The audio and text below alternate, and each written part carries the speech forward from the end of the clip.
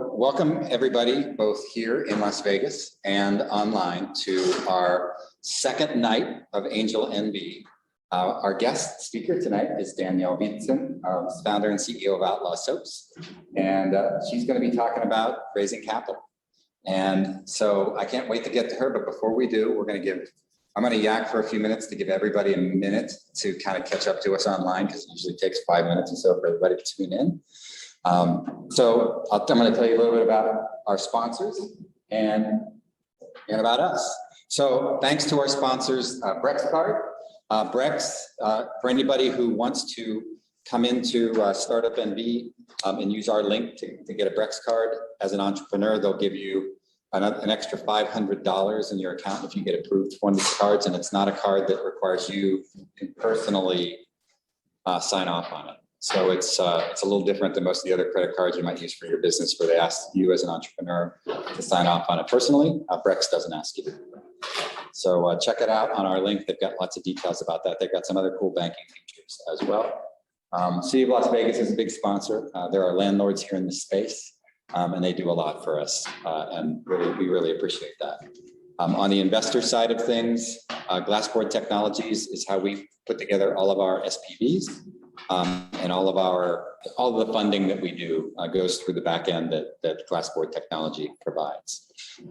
My name's Jeff Sailing. I'm one of the founders at Startup NV, and I'm really happy that everybody is here to participate with us. This describes our program. So what we do is we help founders raise capital for their startups. We do this through a mentorship program and through lessons just like these that we're talking about tonight, and are going to be present every Tuesday night, except for a couple of days off during the holiday period, from now until January 18th.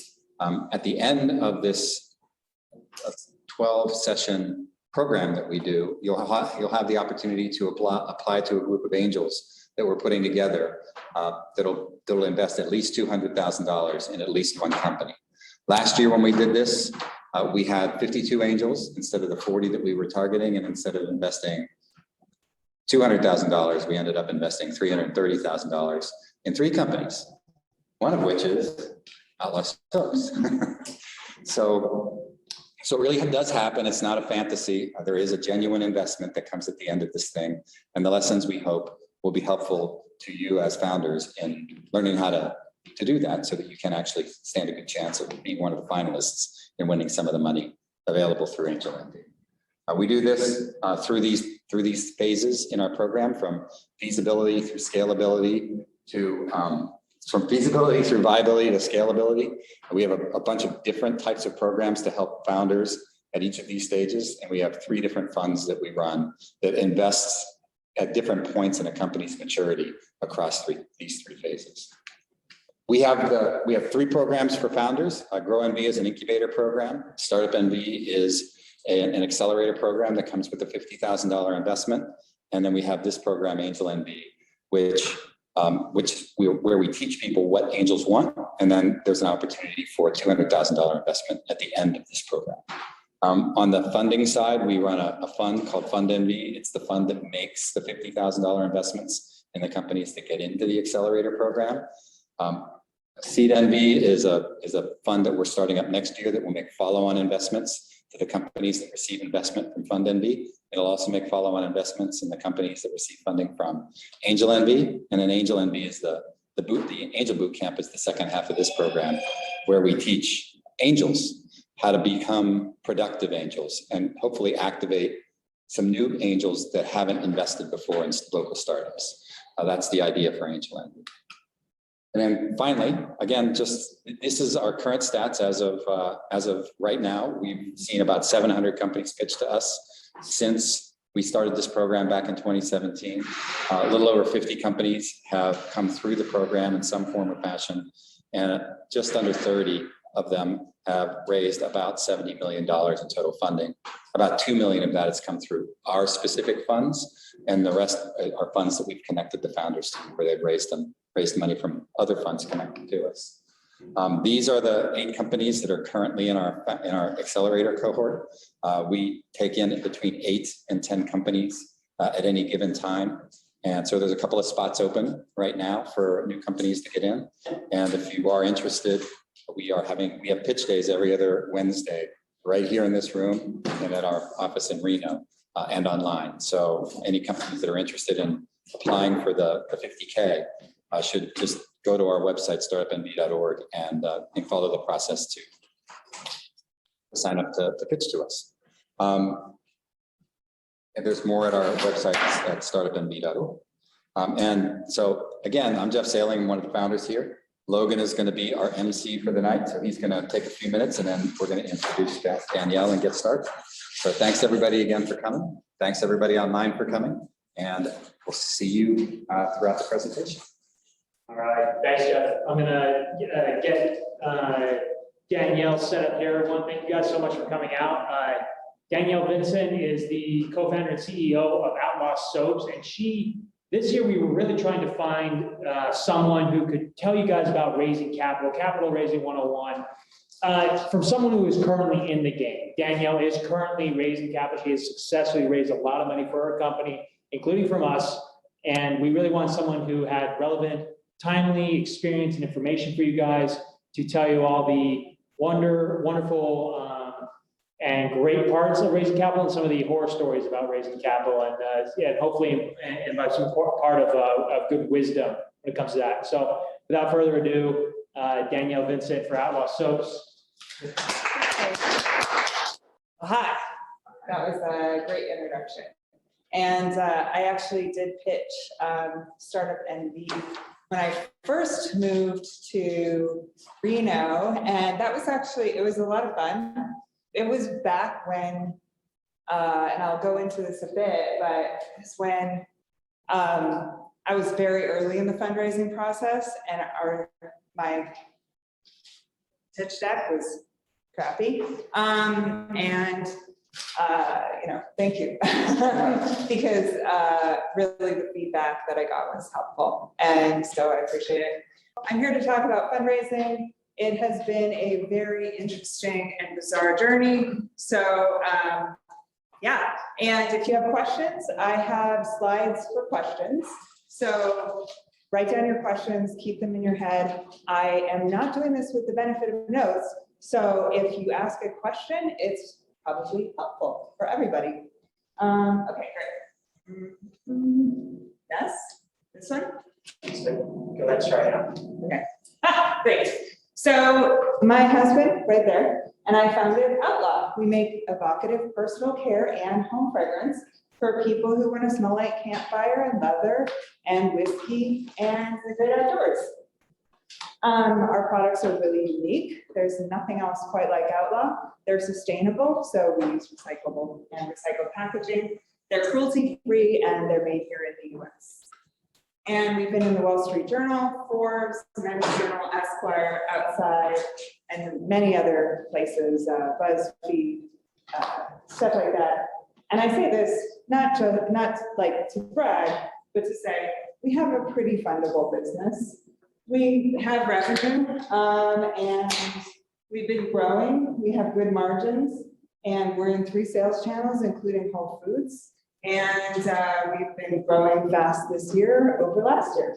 So we raised $2.7 million in the last 2 years. Our first round was led by Launch, and major investment from Bridge and Battleborn Growth, which is a Nevada growth accelerator fund. And then in the second one, our round was led by Springdale, and of course with a contribution from AngelNV and many others, smaller investments. And that's something that I'll talk about in a minute. So how do you decide to raise? Well, the first thing to really think about is like, okay, is this really something I want to do? If you bring investors into your business, they're going to expect certain things. Is your idea venture fundable? So is it something that's going to be scalable? How many people is going to reach? What's the strategy here? Are you going to go IPO? Or are you going to sell to another company? If an investor can't see the out for the return on their investment, They're not interested in that. And so anybody who is interested in raising money, it's not a charitable endeavor. These people are here to make more money. And they have a lot of people who call them all hours of the night saying, where's my effing money? And I don't envy venture capitalists at all, because they deal with people at every level of hysteria, and it's a hard job.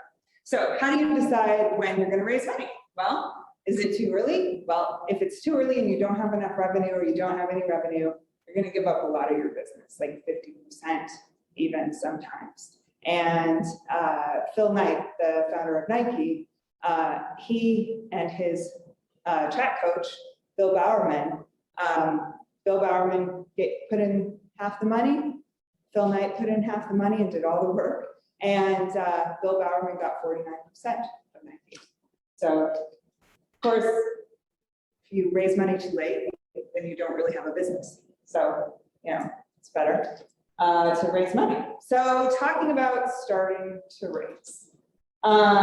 So, I'm not going to lie to you. If you are not in tech, that is a black mark against you. Like if you are a woman, only 2%, actually it's like 2.6% of venture funds go to women. If you're a person of color, if you don't know a lot of rich people, if you don't have an extensive network, if you don't have a technical co-founder, if you were not already having an existing major exit, so if you haven't already sold your company, and basically anything, and further anything, you're there. That's your chance of raising money. It's really, really rough. And I say this because it's still possible. I did it. I'm not like a conventional looking person, and we have a kind of an unconventional business that takes a leap of faith for people to understand. And we still did it, So it's a lot of it is about how many people you talk to. I have a spreadsheet, I have tabs on the spreadsheet. The top part is people who I probably should contact. And I send that list around to people who are my investors are to see, do you know any of these people? Because networks, like the whole thing. When we started this whole thing, I didn't have any network at all. So it's possible to do it without a network. You just need to build a network. And then, you have kind of the soft passes, which I'll tell you about in a minute. And then you have the hard passes, which I'll tell you about in a minute. But you got to find the right partners. So there are people out there for every kind of business, as long as it's venture fundable. And you have to find the right people. And those people are going to be excellent. They're going to believe in your business. They're going to follow your business. They're going to post about it on LinkedIn. They're going to be your advocates for fundraising. They're like going to be awesome. And when I say that, I mean, like these logos, all of them have people behind them. And all these people are gigantic business dorks. And they're super excited about business, and they want to know what works and what clicks and why things happen and why things fail. And they're just really fun to talk to a lot of the times. And once you realize and find out that people are just really fun to talk to, it makes fundraising a lot easier and more fun. So, did I lose it? Okay. Launch, the head of launch is Jason Calacanis. He's phenomenal. Springdale Ventures, Dan is on our board now. Tremendous guy. I don't have to tell you about Startup NV. I'm sure you've heard of them. And Bridge, amazing people. Battleborn Growth, phenomenal. I mean, I'm so honored to have our investors on our team. They're great. Okay, right. So far, does anybody have any questions? Yes, Chris has a question. He says that currently he and his company are working on letters of intent. how much do those help when getting investors? I did ask a clarifying question about who he's getting these letters of intent from, but I haven't heard back yet. Yeah, so we didn't do that. We only did that when we were close to closing our lead investors. So that was kind of a formality. When somebody says, yes, I want to go to the prom with you, then to exchange these letters of intent. Yes, we will totally work on these really long contracts together, because that's what it's all about. And so then, you know, then the lawyers talk and that, but when you are first talking to people, you're not really going to get a lot of letters of intent. This is kind of a later stage thing. So if you're getting letters of intent, that's awesome. Look at those seriously, because that's cool. So Danielle, he clarified by saying channel partners.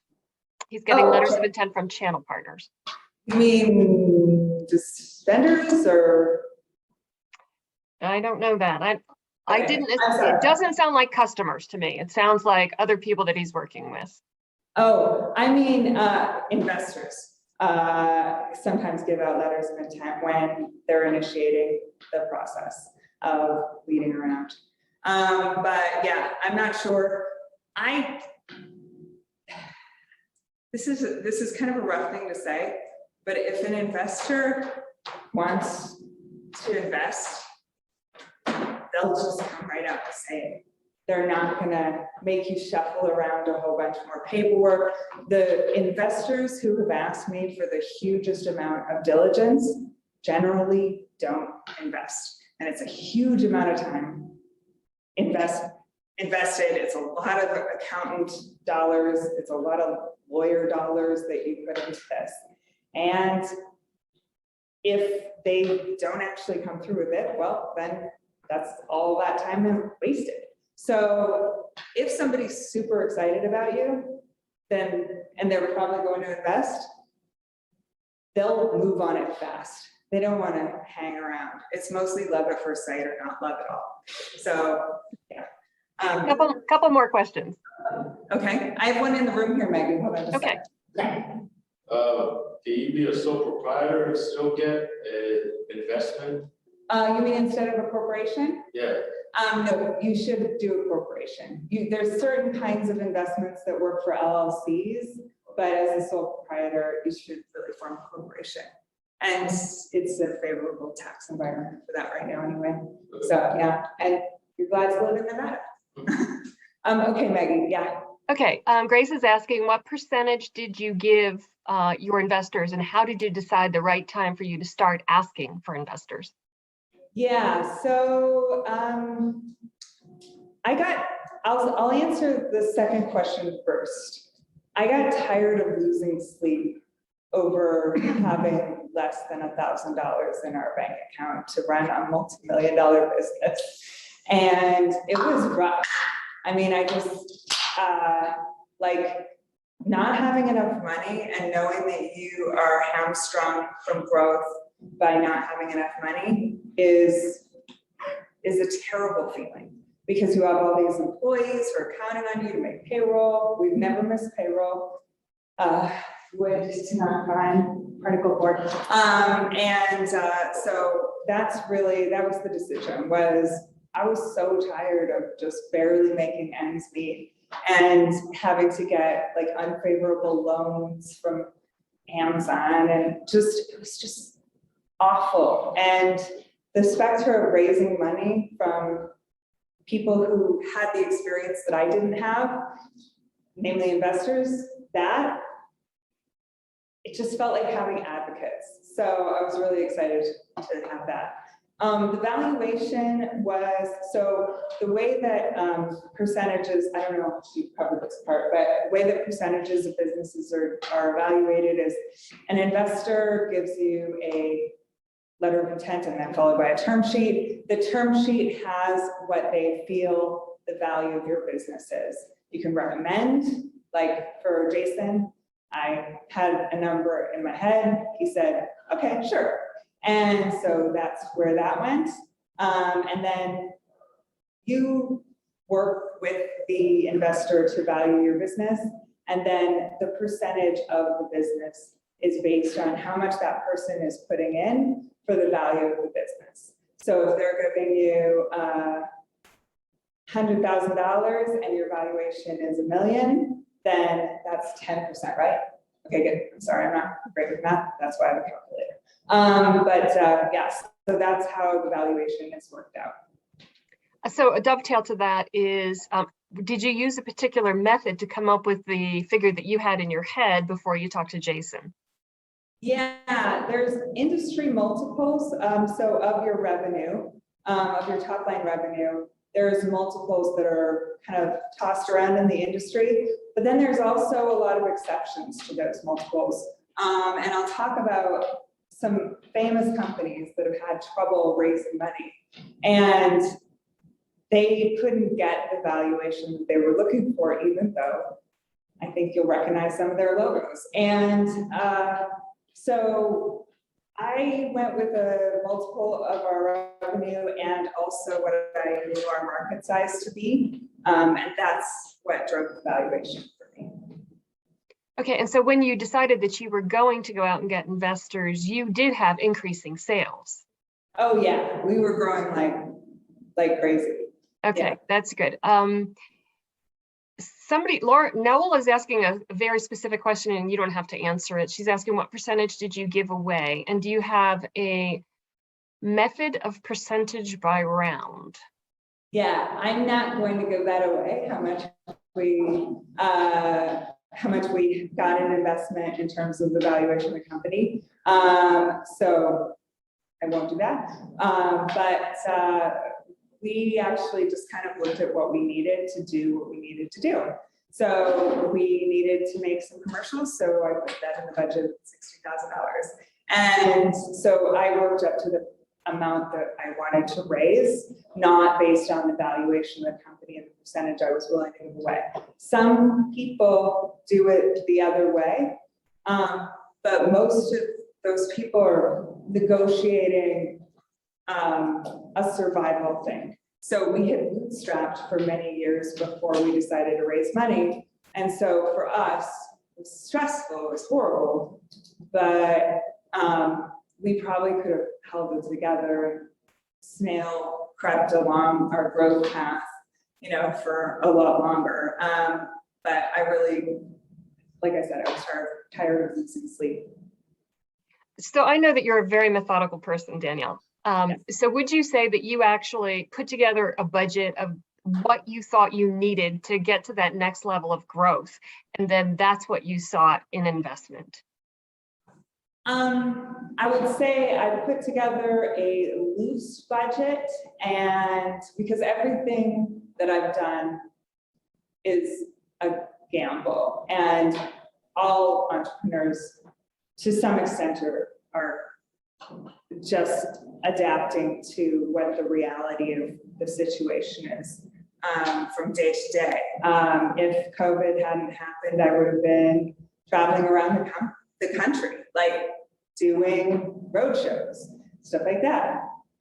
Something else happened. And so that money that we raised for that went to something else. So it went to actually online ads.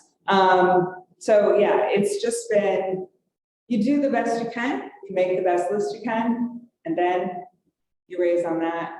I didn't have it worked out down to the penny, but I did know that I needed some sort of force multiplier that I could really get, significant amount, like for operations and stuff like that. Okay, that's it for questions now. Okay, awesome. Anybody else here? Yeah. How many times did you pitch, or another way to ask it is, how many times did you hear no before you heard yes? I'll get to that in a second. Okay. Oh my God. Yeah. Oh, can we do it? Okay, there. Okay, great. Yeah. So here's your answer. Huh? Okay, great. Yeah. So the best way to learn to pitch is to pitch. And pitch and pitch and pitch and pitch and pitch and pitch and pitch. Okay, I put a redirect to an article that really helped me. so that you could have this. I have it posted to my personal Slack every week because it reminds me that it is possible to be the best in the world. It is possible. It's hard.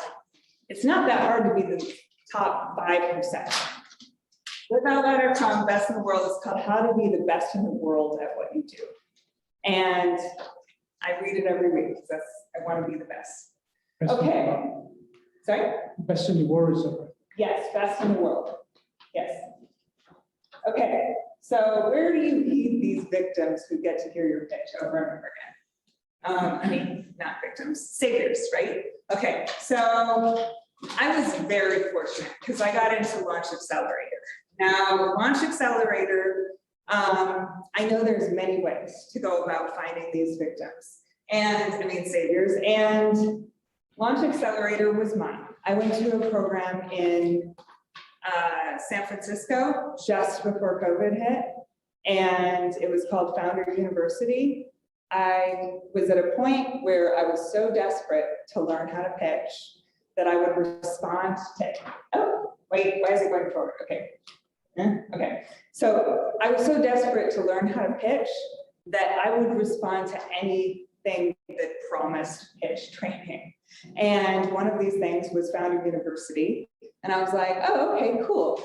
Showed up for it. On the way there, I decided to look up really what it was. And I realized, oh no, it's a pitch competition.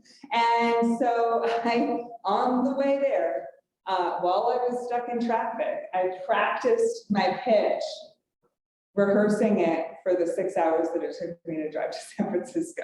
And I ended up getting into the Launch Accelerator, which is a crazy amount of work.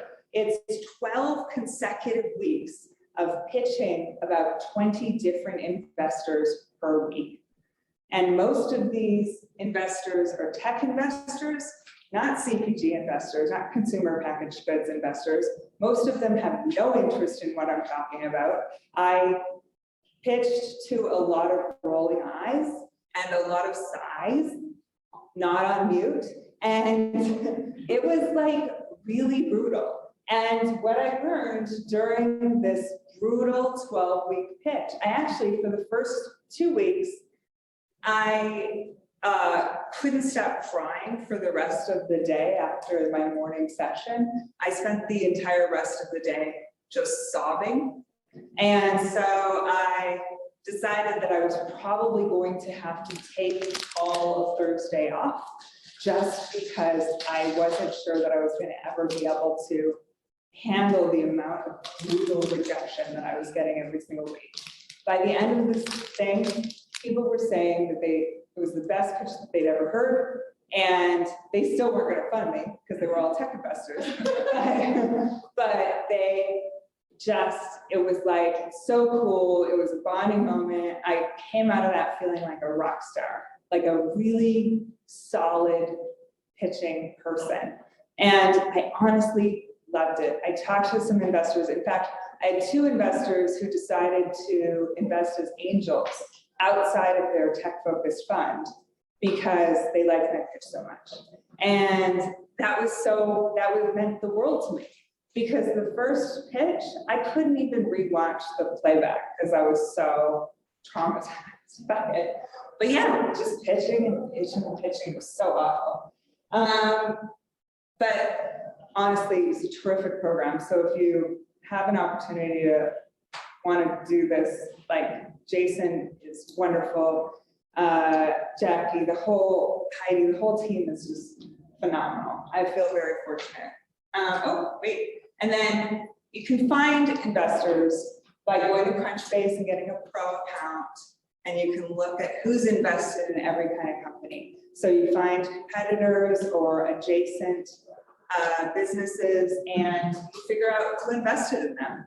And then you look at what their other portfolio companies are. Do these align with yours? That's a pretty good indicator.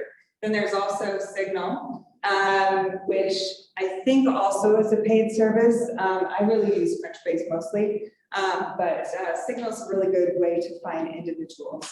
So in angel investors and stuff like that. Now, yeah, you're going to burn some bridges. when you give a truly terrible pitch, sometimes people are gonna be mad. And so, yeah, so you burn bridges, and that's like the only way to get better at pitching is to pitch. Okay, questions about pitching?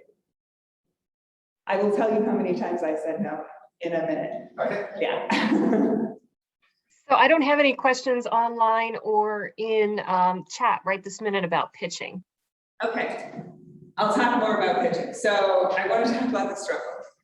Okay, so what about the thing, right? So I have mental health, situations. I've been diagnosed with being on the autism spectrum, so I'm outstandingly awkward. I'm a woman. We already talked about how hard it is to raise money as a woman. Like, there's a whole bunch of stuff that I could decide it was pointless to raise money, but it isn't, because other people have done it, and that means it can be done, and that means that you should do it. If you're here because you wanted an easy job, well, you should leave, because entrepreneurship is not an easy job. This is not harder than anything else you're gonna do. It's just hard, and it just takes a lot of time. So perseverance is not a long race. It's many short races, one after the other. This is a really good quote, because every race has to be run anew, right? You can't let the previous investor who just said no screw up your feeling about the next investor. Every race is run anew. The happiest animal in the world is a goldfish. 10-second memory. I don't know if you're a Ted Lasso fan. Yeah, brilliant, right. Except for you can't really be a goldfish. Yeah, so this is the first version of my slide deck. And I tried lots of different ways of presenting my stuff. And then I tried other ways of organizing the slides. Oh, you gotta be a goldfish learning to climb a tree, right? Like, that's like, it's really, really hard to go back and I have probably 3 or 4 dozen versions of my pitch, and they're all like _new, __new, you know? Final version. Exactly. This one, no, this one, exclamation point final, you know? Okay, so question about how to craft your pitch. Are you gonna do one on how to craft your pitch? We will, but if you guys have pertinent questions, we'll take a few of them, but we will be having a pitch text one-on-one on a couple of those.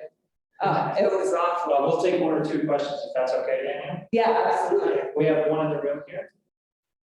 Yeah, I pitched a billion times, which I'm thankful for, because to me, they say you'll get in front of 100 people. So every 2 person, I'm like, oh, wonderful. Yeah, one last. And, yeah, but what did you find the most, in the end, like looking back on it, what was the most compelling pieces you had in your deck that you thought were the most useful? Can I go back? Let's see here.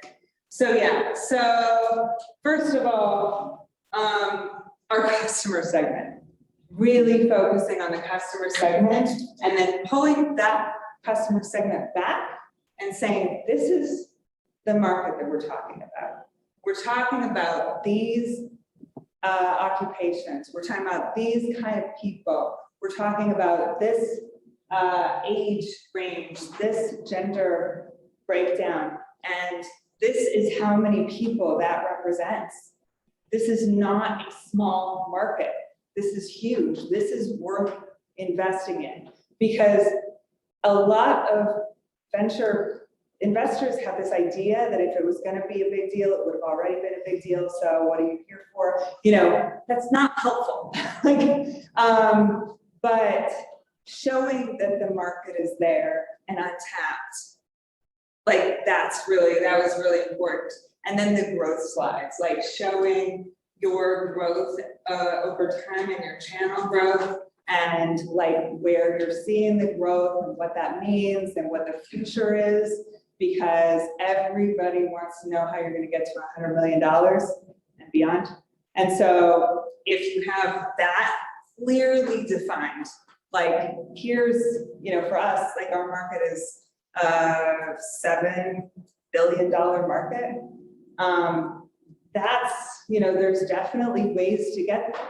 We will have to be a fundamentally different kind of company to get to the position where we're going to be in Target, but that will be part of our evolution. We're going to reach those people hell or high water, and that's like my commitment in the slide deck. And I think that comes across, but it's how to say that in a concise way. Like I have industry margins, I have customer testimonials. It turns out everybody believes those are fake. Yeah, because apparently people miss just random quotes fakely. It's terrible. I was like, why would somebody do that? But anyway, to get money. So that was really like the audience size, the path to growth, and the past growth. Yeah, you had a question? It's not necessarily about the funding, but how long ago and why did you start Outlaw Soaps? Yeah, so we started almost. Excuse me, Danielle? Yeah. Can you repeat the question because it's garbled for us? Yeah, how long ago and why did we start the company? So we started the company 9 years ago, almost 9 years ago. And I was a digital product manager at the Oprah Winfrey Network. I was working on projects like the Lance Armstrong interview, digital experience. That was my project. 5 love languages quiz. That was my project. Super Soul Sunday. The whole Oprah Winfrey Network website launch was my project. And yeah, it was a wild time. And Russ and we got together, and I was working all the time, and I still work all the time, but it's different. But I was working, the Lance Armstrong night, I was there until like 2:30 in the morning, and I couldn't go camping, and I really wanted to go camping so badly. And on our honeymoon, we found bar soap, and I brought it back, and I set it down on my bathroom place, and I would smell it every morning, and I would remember that wonderful honeymoon, right? It just takes you back. Like scent memory is so powerful. And so, I would smell it every morning, and it would take me back. And one morning I was kind of like looking at the bar, and I thought, I spent a lot of money on this bar of soap. And then I looked at the ingredients, and there was like 7 ingredients, and I was like, 7 ingredients cannot cost that much to make. So then I started thinking, okay, well, we'd never made a bar of soap in our lives. We didn't know anything about personal care. We didn't know anything about scent. We didn't know anything about any of these things. I pushed pixels, right? I didn't even know about physical inventory. And so we just kind of started thinking, okay, well, if we could smell like anything, what would we want to smell like? And camping, Joshua Tree, getting out to the desert, going, smelling campfire, that wonderful, I have a leather purse, and that really wonderful, rich smell of leather, like that smell. And as I started researching it, it was like, oh, scent memory is actually more powerful than visual memory, than audio memory, than anything. Scent memory is it. And so I started researching, reading research papers and stuff like that, but only after we started making soap. And so that's how it really started, and we found that people love that. Like it creates an emotional connection with the personal care products, with us, with the brand. And so it really created this amazing, if you go on our Facebook page, you can see we went live earlier today, just before this. That's why I was running a little bit late. And our customers were just talking to us. They, saying people tune in week after week. It's amazing. So so that's how we started. Does that answer your question? I feel like that was a long walk. Okay. If you went into a diverse pattern, so it's great. Yeah. Maggie, do you have any questions from the chat or anywhere else at this time? Yes, we do. All right. So for investors who liked your product, this is going back to pitching a little bit. Yeah. Was it helpful, and did you ask them for a referral to those who would be willing to invest in a product like yours? Man, so there are as many opinions on this as there are people in the world. And I think the best course of action is that if they are going to introduce you, they will offer. They know you want to be introduced to people. If they don't offer, that means they're being polite and saying no. And they are humans like all of us. They don't like letting people down. They don't like saying that the idea is not going to work. So they often say kind of a nice, oh yeah, no, this just isn't for us, you know? And so I have been introduced to many VCs, and some of them have even gone on to invest, but I let them offer. And then for our lead investors, for the people who've chosen to invest, they're the best advocates around, right? Because they're already putting in money. They've got skin in the game. They believe in us already. And if we don't raise the next round, they might lose all their money. So I ask them for introductions all the time. Like, they are great resources and they love giving introductions. So, you know, and you just send out a Dropbox link to your pitch deck or a DocuSend to your pitch deck, and then they'll give you feedback. But yeah, I let investors kind of drive that. I don't like asking. Is your business limited to North America, or are you expanding to other locations, and do you have a plan for that? We will be worldwide. We currently ship worldwide, and we have some wholesale accounts around the world, but that's kind of not where our focus is right now, because we really want to focus on getting the US market first. And have you ever turned down an investor? I have failed to return phone calls or emails. Very classy. Defense. Okay, now I know you have like 40 different versions of your pitch deck. I think are you constantly refining it, or are you actually developing it for different audiences? Both. So first of all, every time we have new financials come in, I update my pitch deck with the numbers, right? Because the better, more accurate the numbers, the more credible. And a lot of this is credibility, because investors see a lot of people come in bragging, using fake quotes, having vague ideas, trying to just get millions of dollars for their crazy idea that doesn't have any substance. So be credible. I often go to certain investors, like if they're really focused on outdoors and athletic wear or stuff like that. I will include more nature photos in the pitch deck just to be more relatable. But for the most part, I have one pitch deck that I send out to everybody. And a last question that we have in chat right now is, have you ever tried crowdfunding?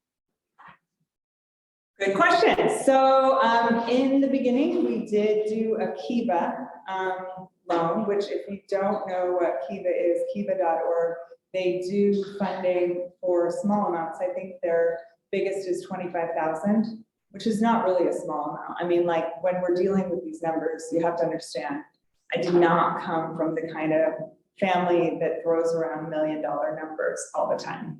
That's just not where I am from. And so $25,000 is a small amount, but it's a lot. And you can crowdfund from your friends, you pay no interest, and you pay them back over time, depending on how big the loan is. And in terms of, now there's been some really interesting developments in the crowdfunding equity world. So there's WeFunder, there's Republic, there's, I can't remember the other names. What is it? Start Engine. Oh, Start Engine, right. Yeah, so there's Icon Women. yeah, that's right. So there are crowdfunding equity platforms that are coming up.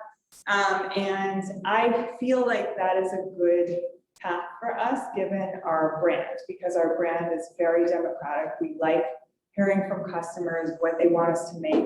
And crowdfunding seems like a natural extension to that. It seems like it fits what we're trying to do.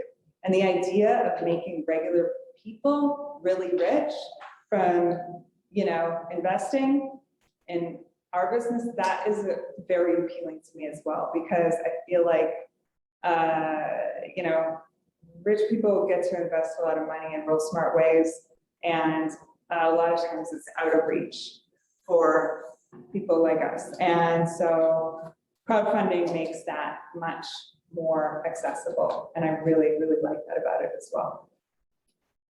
That's wonderful. You can almost move on. I just want to tell everybody that we have 3 sessions where our founders will be tasked with pitching for 1 minute. A 1-minute pitch is really tough. And then they will be voted upon by everybody who's participating to get to a 3-minute pitch in that same round. So we do try to force them into practicing this stuff. Oh yeah, pitching, oh man, 1-minute pitch, that's pretty tough. It really Like even I would be intimidated by that. But yeah, I mean, like the Launch Accelerator, their pitch is 3 minutes, and if you exceed that, they just mute you. So it's like, you're not, I mean, it's just rough. So yeah, so the struggle is real. And, you know, maybe your business idea is really, really, really good, right? Maybe it's only hard for people who have a sucky business idea. Maybe your idea is the one that's gonna break through. Well, these are brands that had a hard time raising money. They're pretty good business ideas. I mean, and so it's not about the idea. It's not about how you pitch it. Going into uncharted territory as entrepreneurs is going to be hard. I mean, Steve Jobs, if he said, I'm creating a phone, people would not envision the iPhone, right? It was a long walk for him to explain what it was. And, you know, most of us were like, no, I really want a keyboard. and here we are. So if your idea is truly unique, then it will sound like crazy talk to a lot of investors. And that's just okay. That's just the way that it has to be. You just have to be really good at talking about your brand. And here's the people behind those huge brands. You might notice that they're all white guys. And that is something that I really hope changes in the future. It is a known quantity, heavily documented, and I think there's a lot of reasons for it, which could fill a whole other class. And I'm sure that there are classes about it. But for me, one of the biggest things is that because I know the stat of 2.7% of all funding goes to women, I am less likely to be incredibly persistent because it feels hopeless. But everybody has a hard time raising money. Even the poster children of who should be raising money, right? Dollar Shave Club, $1 billion. That's what it sold for. And he had a hard time getting any money. Like, poor guy. And he's a comedian. He's oozing charm. And he couldn't get people to give him money. You know, so, I mean, it's just, you know, rough. Okay. Any questions about what it's like to be me raising money as a non-conventional person who is raising money? Yeah. Did you find that once you got your lead investor, then it tipped over? It was so much easier. Oh my gosh, yeah, yeah, absolutely. The lead investor was really the Because beginning. then it legitimizes what you're talking. Exactly, yeah. Any other questions? Yeah, Danielle, do you have a sense of how many more times you're going to have to go to the well? Oh, no, because the last 2 years have been a total shit show. And it's impossible to know what's going to happen. 2 years ago, I had a lot of confidence in the path that all of our lives were going to take. And what I learned is that that is absolutely not the way that life goes. And there was, I don't think, I mean, yes, there's lots of people who predicted a pandemic. I don't think anybody took them seriously. And here we are. So yeah, I mean, there's no way to know. Everybody raises as much as they think they need and will never raise again. And then something happens and you have to raise again. It's just, that's life. Any other questions? Nope. Okay. Wait, there is. In terms of the pandemic, how has that changed raising for you? I think you have already answered that. Oh, well, actually, so it's all by Zoom now. So I'm incredibly socially awkward. Like I hate, this is my hell. Being on Zoom, it's the greatest. I didn't have to fly to Chicago to talk to Chicago investors. I mean, it saves time, money, energy, anxiety, stress, sadness, everything. Like it is so much better. You can pitch 5 investors a day now, whereas that would have been impossible. I'm about to talk about how it's a numbers game. But yeah, I mean, it's been really great for fundraising and lots of money in the market right now. So VCs have been very, very active, and they've been active in really unique ways and unique spaces. So it's been pretty good. Okay. This is true. Okay, so this is the thing that I hear a lot. You're not a good fit for our portfolio. I might think that I am a good fit for their portfolio. And so I look at their portfolio, I'm definitely a good fit. But it feels awful to hear. It feels so bad. It's like the worst. And it just means that the business is not a good fit for their portfolio for whatever reason. Whether they like you, whether they don't like you, whether they like your idea, whether they don't like your idea, whether it's too small of a raise, too big of a raise, they don't like your lead investor, they don't like other investors who are investing smaller amounts.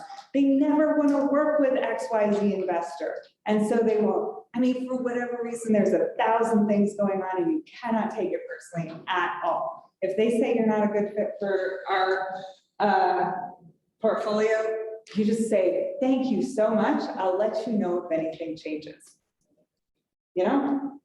And definitely interesting. Let us know when you find a lead investor. This usually means they don't lead rounds. And if you see on Crunchbase that they've led rounds, then your business is not a good fit for their portfolio. And they will say a lot of different ways, a lot of different things. If they truly are trying to let you down easy, it's very kind. I mean, sometimes they just ghost you, they just don't respond at all. Sometimes they're too busy. I follow up a lot. But, there's a lot of reasons that people don't follow up. Sometimes they're not interested, or sometimes they're just too busy. You can't take it personally. You just can't. Okay. Any questions about rejection? Oh, right. So far, I think it's close to 400 rejections. So Means you're closer to it, yes.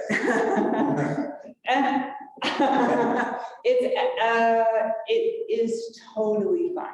I mean, the thing is, every investor feels like their secret formula is the true one that everybody bases what an investment value is.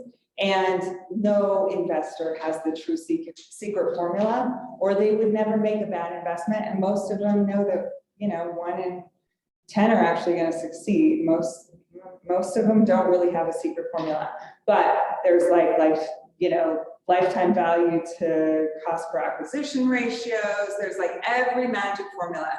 They think theirs is the standard, and you should already have these documents ready. And it's totally a zoo. And when you say, okay, do you mean, how are you calculating cost per acquisition? They she doesn't know what she's talking about. No, there's 15 ways of calculating cost per acquisition. That's the reality. So investors are seeing things from one angle. They don't see things from anybody else's angle. And that's okay. It's not their job to know all the angles.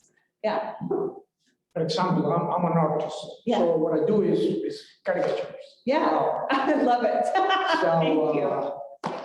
So that's what I'm trying to get some funds to, to go free, to Yeah. do this Uh-huh, all day Sure. without yeah. going to get money to pay bills. So how you have known somebody as an artist to raising funds, because that's something that I've been asking. Hey, somebody, an artist?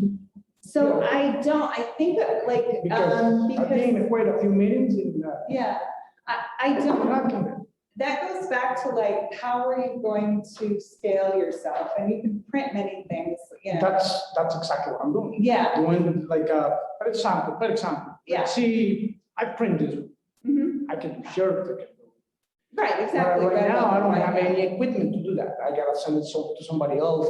You should look at Right. redbubble.com, by the way. Say again? Redbubble.com, they will print. Redbubble? Redbubble, REDBUBBLE. You can print your designs on t-shirts and hats. Okay, I do have also a Teespring, Yeah. another website that I can print everything. But my Yeah. intention is to have my own print, my Sure. own shop. So I can print. this goes back to a venture fundable thing, like, are you planning on being acquired? It would be very difficult to acquire you. That would be sad, actually, and horrible. But are you planning on going IPO? I don't know this term, so Oh, what I'm learning, I don't know this. Well, I think we can keep the questions general for what it is when Yeah. raising money, but the startup MD team, we can definitely talk after the presentation as well. Please. Provide some research. Danielle, Yeah, we have a couple questions in chat. One person, Noel, is asking how much time do you spend doing fundraising? When you're doing it, it's a full-time job. And you better have like the staff to do it, to like run the business while you're doing it, because everything falls apart when you're raising money. And it's really important to have the cover for it.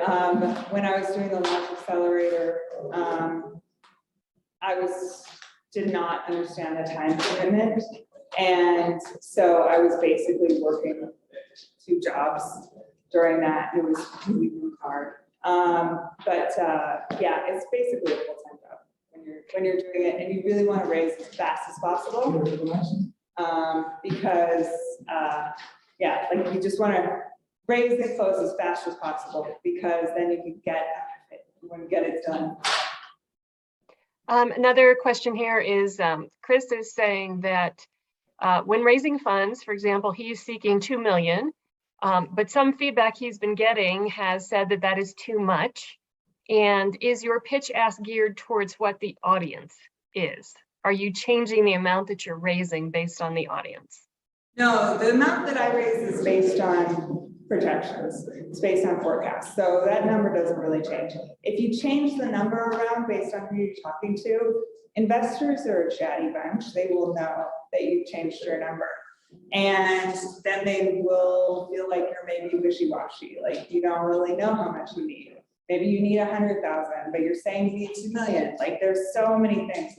It's a very complicated dance. So no, I don't change how much I'm raising. And also, there's going to be every kind of opinion about whether you're raising too much, whether you think your valuation is too much, whether I mean, it's just everybody's got an opinion. And if you really need that $2 million, then you have to lower your valuation and what you're willing to take. Maybe you make a plan to raise 500,000 now and 1.5 next year. That's really what it comes down to, is how can you negotiate a patchwork of fundraising over a timeline that works for your business. Thanks, Danielle. You can move on now. Okay, cool. Okay, so how do you find a lead investor, right? This is the fun part, because when it's just like heart eyes emoji, these were my 2 lead investors. Launch, I just, they really took a chance on a little tiny business called Outlaw. And I really, really appreciated them, and I was an effing mess. So I'm glad that they did, and then they put me through that horrible experience.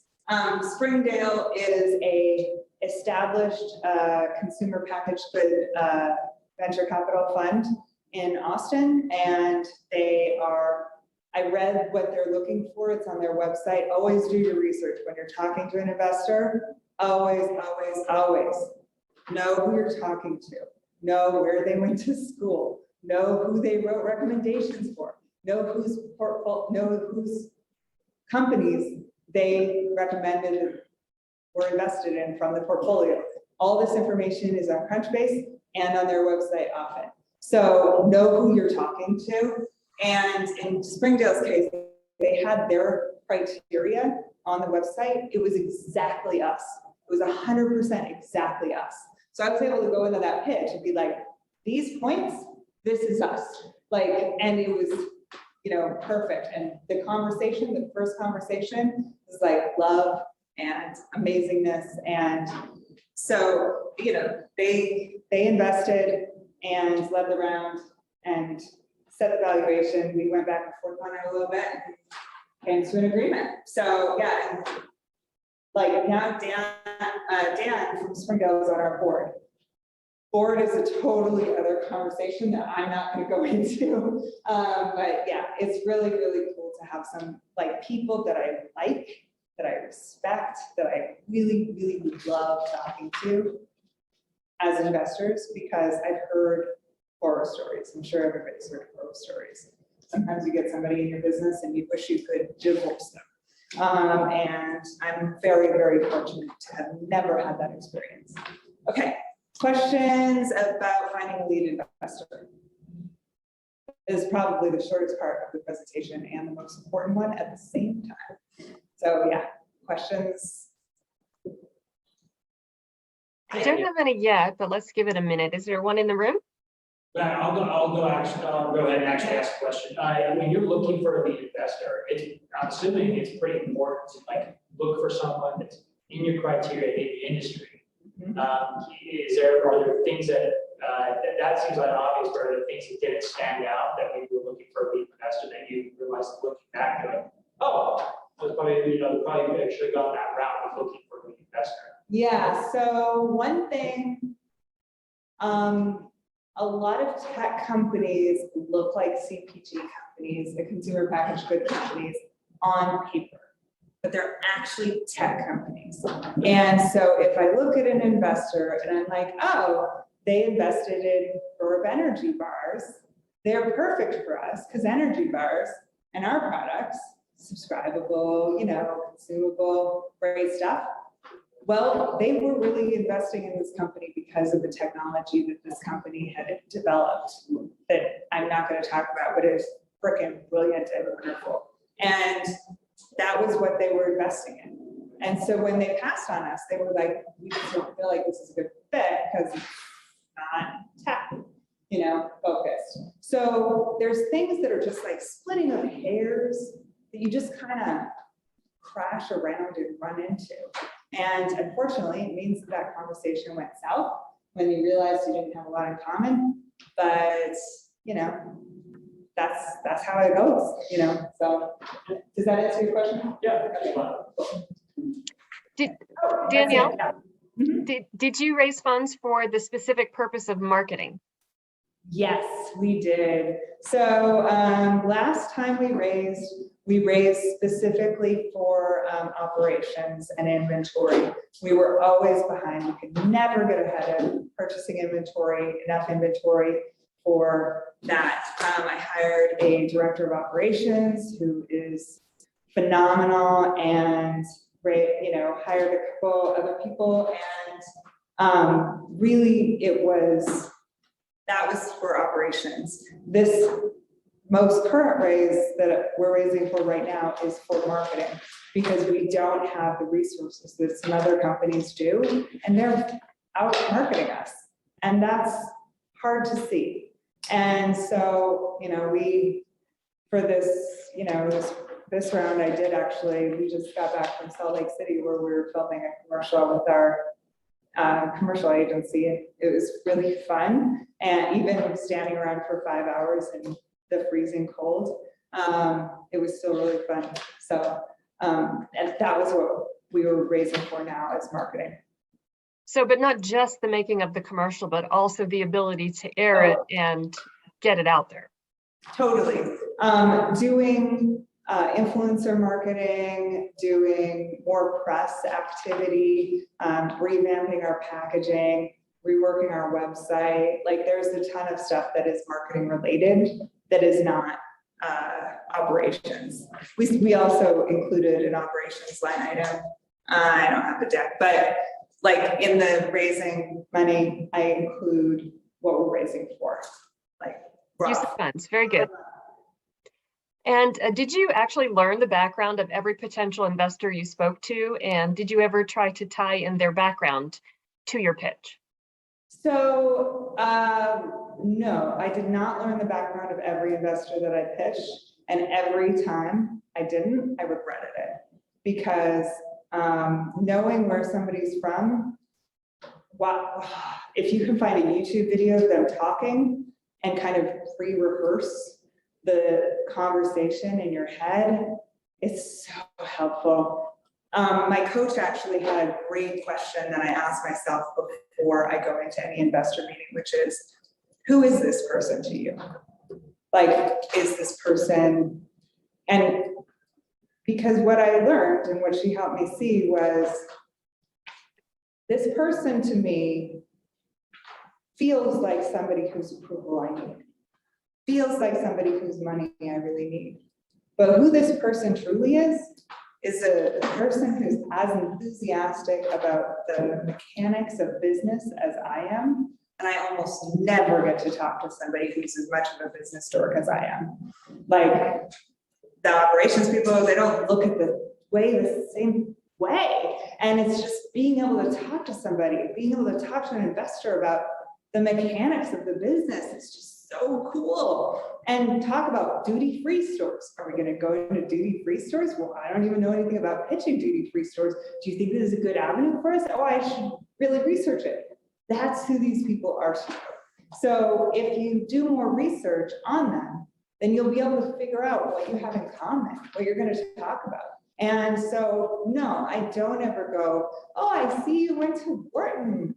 I have heard about Wharton. My favorite movie is about somebody who went to Wharton. No, like you have to be genuine. You have to know what the person's interested in and know the things that you can talk genuinely about. Being a real person with this person. Like they are going to work. Talking to you is their job. And so if you're fun, everybody has fun. There's no downside to having a good conversation with somebody. It's just good relationships. So yeah.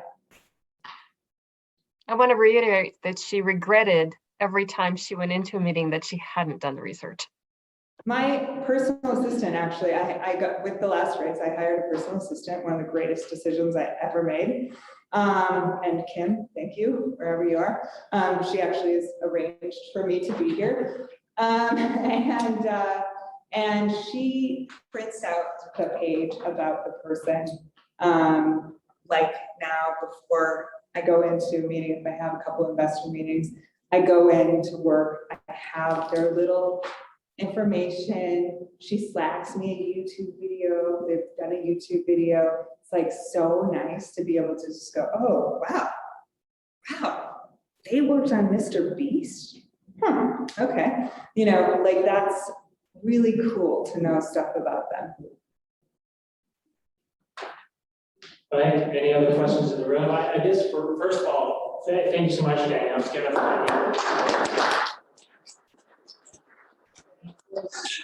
I think you were just bounce questions back and forth, but I think we had someone in the room here raising their hand. Yeah. Hi. With the obviously raised and a lead investor, what percentage of the lead investor invest on the entirety of it? It changes. Like it depends on who the lead investor is and how much. Danielle, we couldn't hear that comment at all.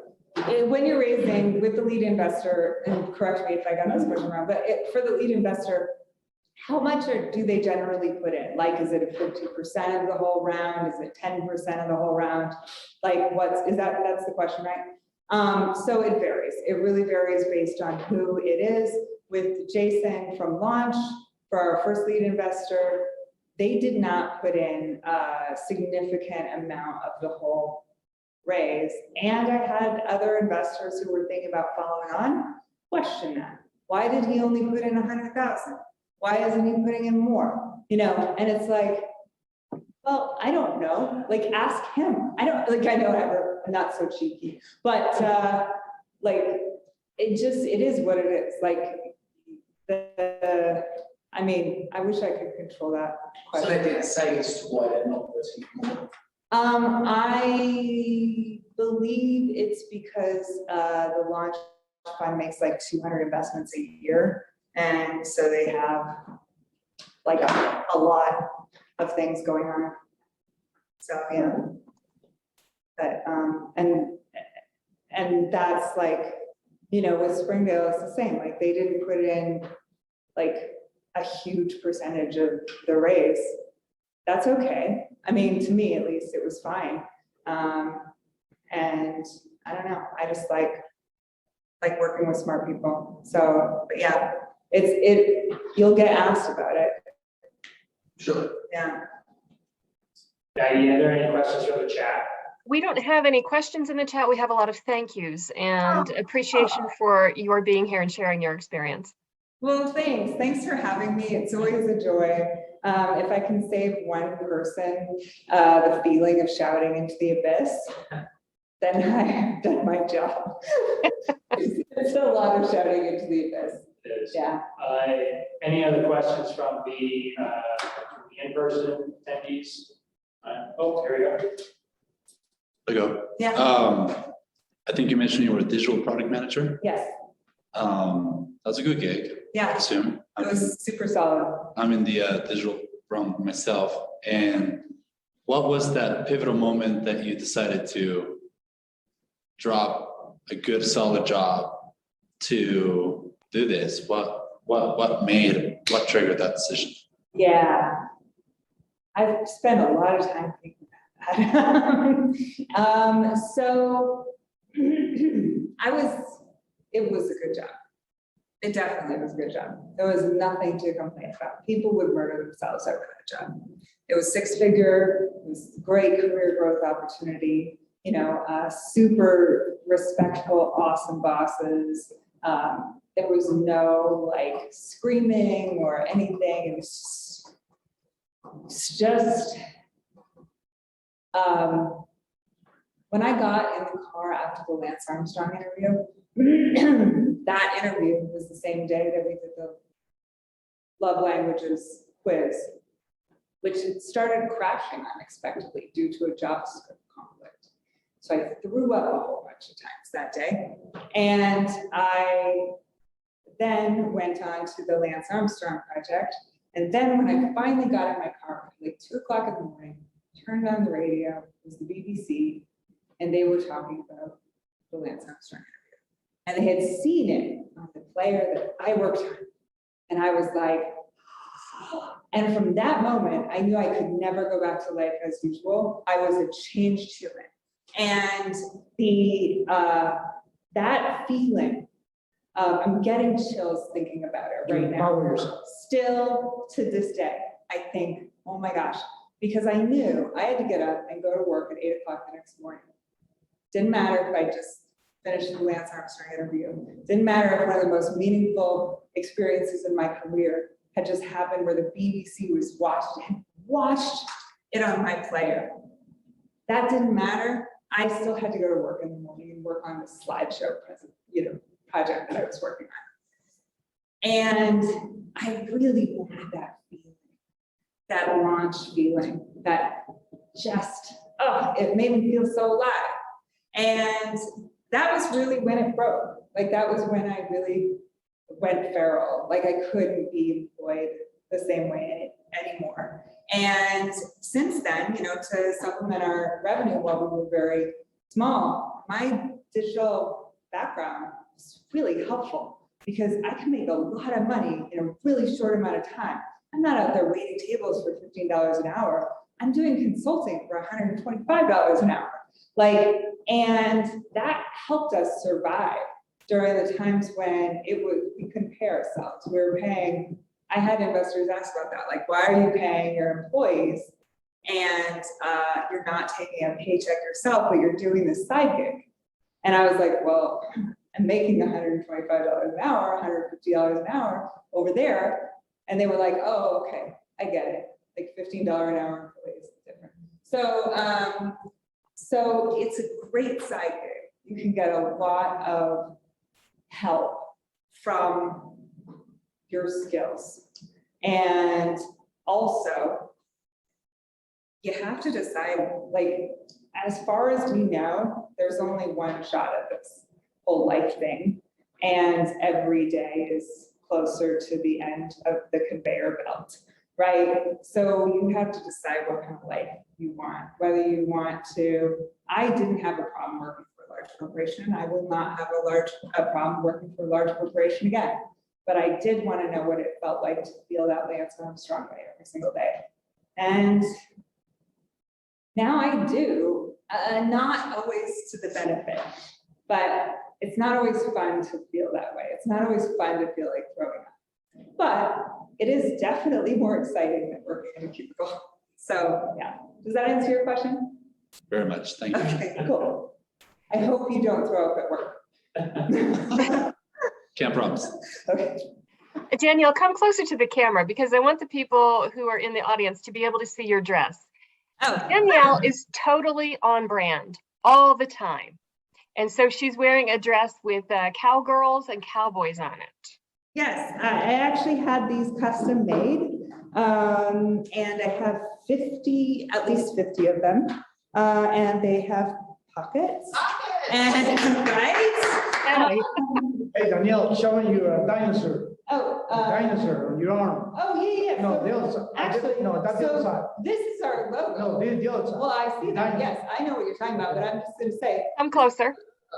we took a photo of this with a terrible cell phone, and this became our permanent logo. There you go. And then the other There side you go. is, this is, if you've seen Pee Wee Herman's movie, Big Adventure or a different one?